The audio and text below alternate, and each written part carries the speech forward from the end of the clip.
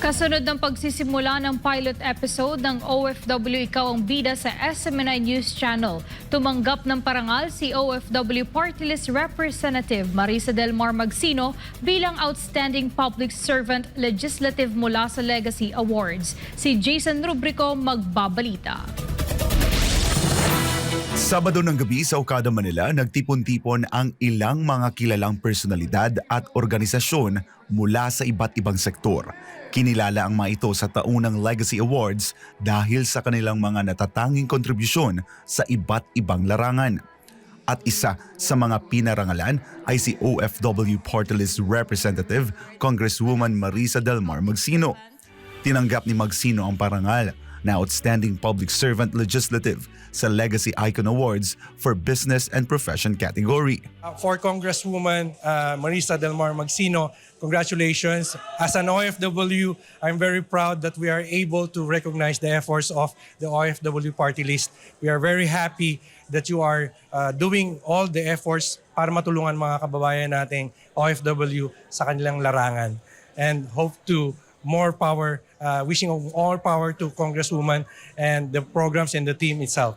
At ito po ay sinasabi nating magiging inspirasyon natin para tumulong pa po tayo sa ating mga overseas Filipino workers, overseas Filipinos and our seafarers at sa lahat po ng Pilipino sa buong mundo. One Filipinos Worldwide po ang ating OFW Party List.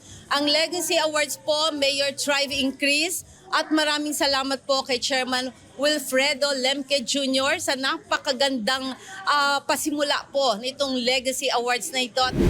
Samantala nitong Sabado rin ay nagsimula na ang pilot episode ng OFW Ikaw ang Bida sa SMNI News Channel na umeere mula alas 5 ng hapon hanggang alas 6 ng gabi tuwing Sabado.